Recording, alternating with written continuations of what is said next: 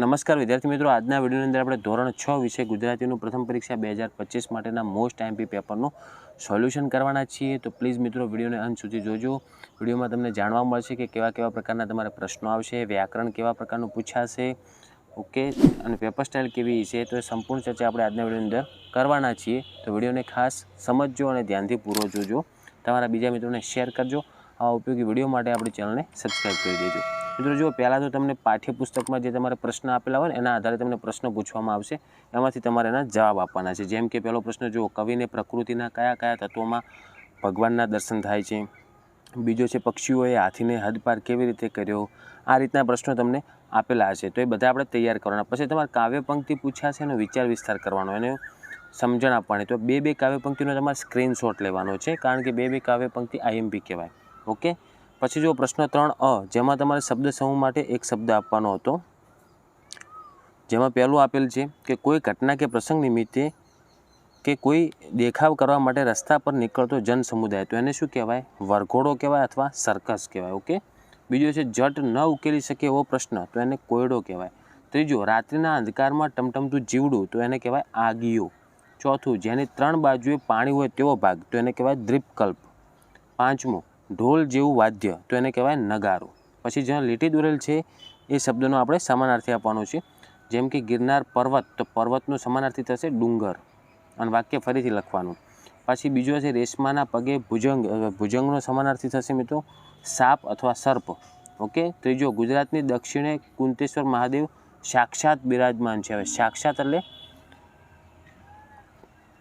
સાક્ષાત એટલે કે વિરાજમાન છે. ઓકે. પછી ચોથો, સૈનિકોને રણમાં રસ્તો શોધવામાં મુશ્કેલ પડે. હવે રસ્તો, તો રસ્તાને શું કહેવાય?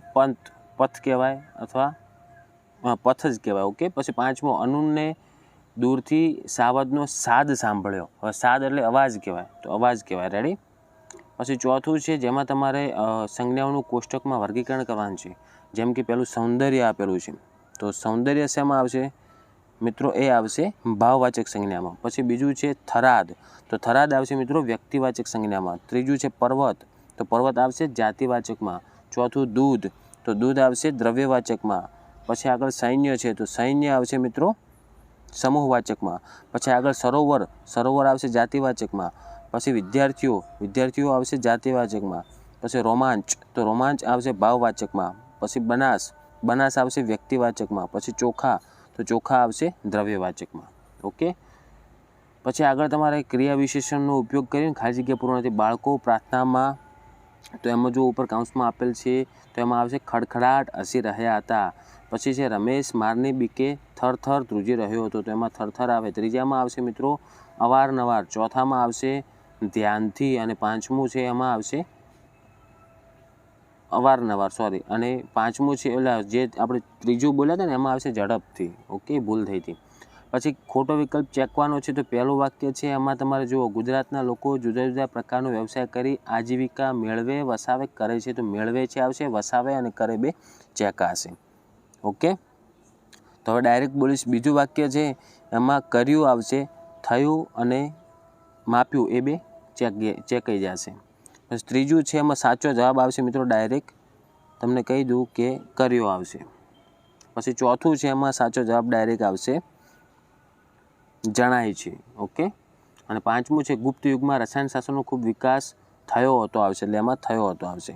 પછી પ્રશ્ન 5, જેમાં તમારે જોડકા આપેલા હશે, જુઓ કે હીરબાઈ, તો એમાં જવાબ આવશે 14 વર્ષની ચારણ કન્યા. બીજું છે મીરાબાઈ, તો એમાં જવાબ આવશે શ્રી કૃષ્ણ ભગવાનના ભક્ત.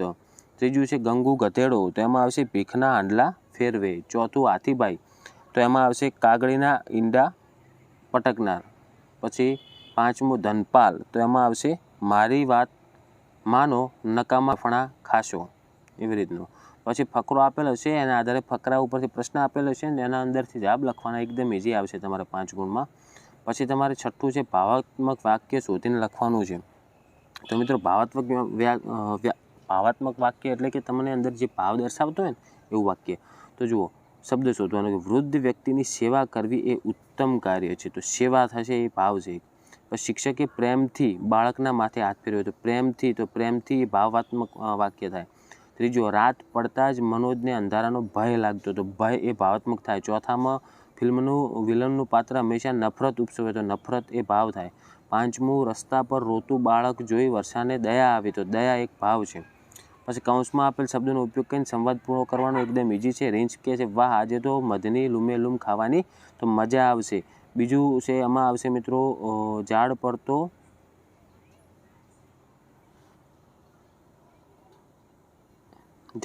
તો શું આવશે? અજગર ફર્યા કરે, ભયંકર અજગર. ઓકે, તો આ રીતના તમારે ખાલી જગ્યાઓ પૂરવાની છે. પછી એક ચિત્ર આપેલું હશે અને એનું આગળ આપણે ચિત્ર ઉપરથી વાક્ય, નીચે તમારે ઝવેરચંદ મેઘાણી વર્ષાઋતુ વિશે 8 થી 10 વાક્ય પૂછાશે. તો મિત્રો આ થશે તમારે ગુજરાતીનું મોસ્ટ એમપી પેપર. તો આશા રાખું છું મિત્રો વિડીયો તમને ઉપયોગી બન્યો છે. તો વિડીયોને લાઇક કરી દો. આવા ઉપયોગી વિડીયો માટે ચેનલને સબસ્ક્રાઈબ કરો અને તમારા બીજા મિત્રોને શેર કરજો. હવે મળીશું આપણે નેક્સ્ટ વિડીયોમાં. Thank you so much for watching my videos. Thank you so much.